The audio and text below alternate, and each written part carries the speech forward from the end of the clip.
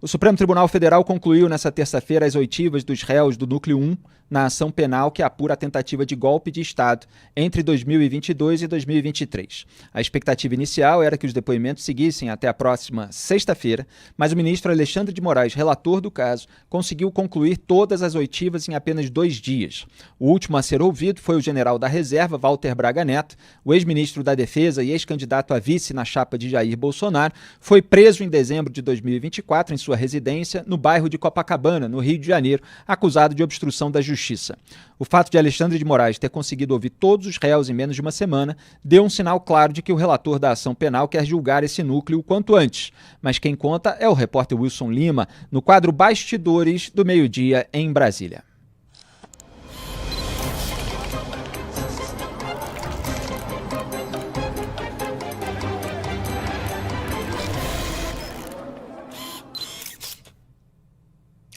Então, Felipe, eu apurei junto com os advogados, integrantes ali do Supremo Tribunal Federal, que o ministro Alexandre de Moraes resolveu ligar o modo turbo. Por quê? Porque a ideia dele é o seguinte: a partir de agora, passada a fase dos depoimentos, é tentar acelerar ao máximo a fase final de coleta de provas. O que ainda falta para que Jair Bolsonaro e os outros integrantes do chamado núcleo central, núcleo crucial, respondam lá no Supremo Tribunal Federal? Faltam basicamente 3 fases. Primeiro, a fase de alegações finais da Procuradoria-Geral da República, a fase de alegações finais das defesas, e aí também tem uma fase que é a possibilidade de coleta de provas adicionais nesse processo. Esse prazo foi dado, inclusive, ontem pelo ministro Alexandre de Moraes, determinando 5 dias para que as defesas apresentem aí pedidos de novas diligências. Uma estratégia interessante, Felipe, para trazer para você, para o nosso público do Meio Dia em Brasília. O ministro Alexandre de Moraes, ele já tenta ali, nos bastidores, fazer com que órgãos que sejam eventualmente citados, sejam instados, melhor dizendo, para apresentar provas complementares a pedido das defesas, apresentem essas provas o quanto antes. Porque se você for cumprir esses prazos, são 5 dias para pedido de diligência, mais 15 para apresentação das alegações finais. O que se imagina é que toda essa fase processual ela seja concluída ali na primeira semana de agosto, na pior das hipóteses, na segunda semana de agosto. Assim, já seria o ministro Alexandre de Moraes já teria condições de pedir pauta para esse processo, e aí esse processo pode ser julgado pela primeira turma no final de agosto ou início de setembro. Mais um detalhe, e essa é uma preocupação da turma. Essa preocupação chama-se o ministro Luiz Fux. Já há um entendimento ali na primeira turma, Felipe, de que há um sentimento de que haverá uma condenação coletiva. Isso é fato. Tá? Isso, salvo se aconteça alguma hecatombe que se mude esse cenário. Só que um voto divergente do ministro Luiz Fux na dosimetria pode mudar o jogo. Como assim? Essa mudança de dosimetria pelo ministro Luiz Fux, que pelo que se apresenta nesse momento, é um ministro mais conservador nesse aspecto, pode fazer com que os advogados recorram ao plenário do Supremo. E aí uma execução de sentença ocorreria apenas no final do ano. Então, Felipe, nessa fase, é assim que o jogo está sendo jogado lá na primeira turma. Maravilha, Wilson. E com o fim dos depoimentos, a ação penal entra agora em uma nova fase com a entrega de memoriais e das alegações finais, tanto por parte da Procuradoria-Geral da República quanto dos réus. Aliás, é bom frisar que quando o Bolsonaro disse sim, senhor, para o Moraes, confirmando que recorreu aos chefes militares por sentir que o TSE estava fechado para ele, por insatisfação com a decisão do TSE relativa ao recurso do PL, o próprio PGR, o Paulo Gonet, questionou o Bolsonaro se ele achava que fazer isso, quer dizer, recorrer aos chefes militares por insatisfação com a decisão da Justiça Eleitoral, era jogar dentro das 4 linhas. E foi aí que o Bolsonaro começou a enrolar, tentar fazer parecer que era só um desabafo dele com os militares, que a minuta foi mostrada rapidinho, etc. Então, o PGR, ele manifestou ali a sua aparente posição, de que recorrer aos chefes militares por insatisfação com a justiça eleitoral não é algo constitucional, portanto, certamente vai aparecer isso na manifestação dele. E o Moraes também revogou a cautelar que impedia o contato entre todos os réus dessa ação penal. Mas quem nos explica com calma o que acontece a partir de agora é o advogado Rubens Bessac, especialista em direito constitucional.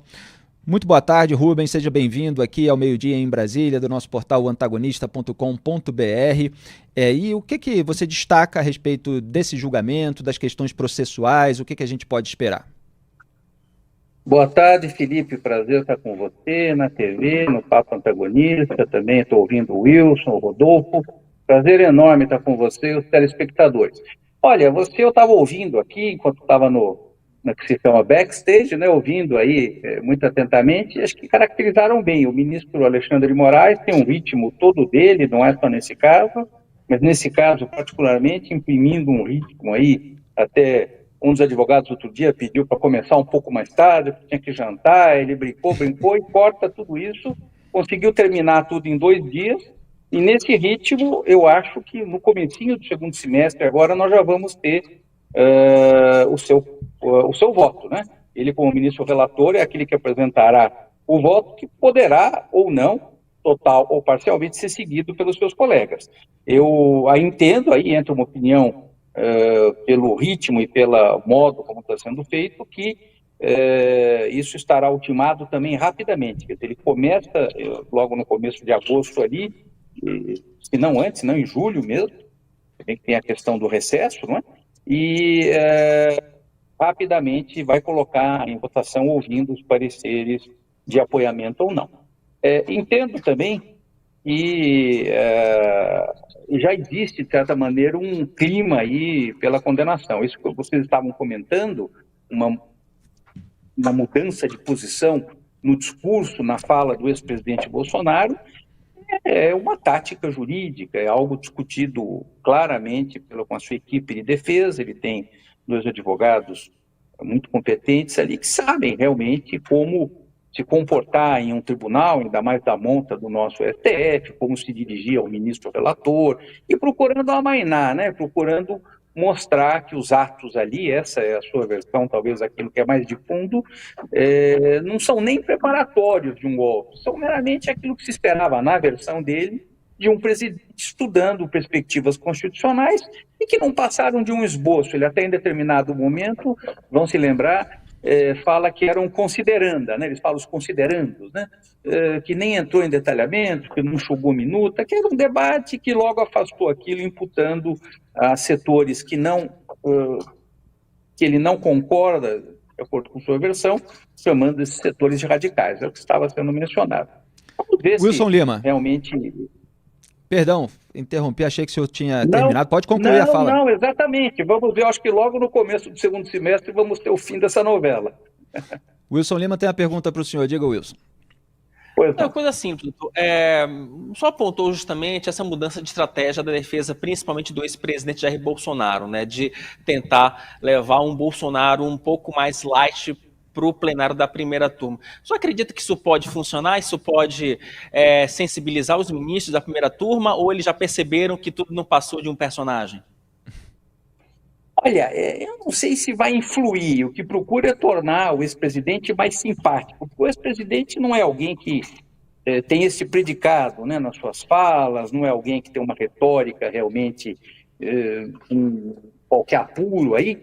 Eu acho que mesmo que não cause uma influência nos votos que virão, muito menos nesse parecer que será, nesse voto parecer que será dado pelo ministro relator, Alexandre de Moraes, ele procura tornar o Bolsonaro, já pensando talvez numa mitigação da pena, alguém mais simpático. Ele fez bag ontem, convidou o ministro Moraes para ser vice numa chapa eventual. Quer dizer, ele procura, então não é só nesse julgamento. Os julgamentos, em geral, muitas vezes os advogados instruem a parte que é ré, tentar parecer alguém mais palatável, por assim dizer. E eu acho que isso é muito... eu acho um tanto retórico. Eu tenho certeza que isso é muito já pensando na mitigação da pena e numa eventual decretação de prisão domiciliar.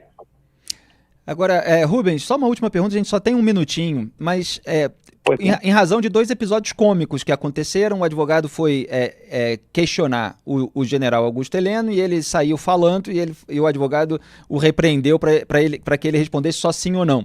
E o advogado do Paulo Sérgio Nogueira, ex-ministro da Defesa, foi fazer determinadas perguntas, o Paulo Sérgio se irritou porque o Alexandre de Moraes já tinha feito e reclamou com o advogado. Em geral, só objetivamente, os advogados não ensaiam com os réus antes do julgamento? Eu acho que nesse caso faltou ensaio, né? Em geral, ensaio não é um ensaio. Claro, tem que se dar uma liberdade, porque são seres pensantes, assim, espera-se que saibam se virar, desculpem a expressão, em determinadas situações, mas o comportamento geral é ensaiado, sim, ainda mais em um tribunal dessa monta, dessa importância. Eu acho que faltou treino ali, faltou traquejo, viu? São momentos que entram para a história, até um tanto hilários, né? Infelizmente. O media training, o lawyer training.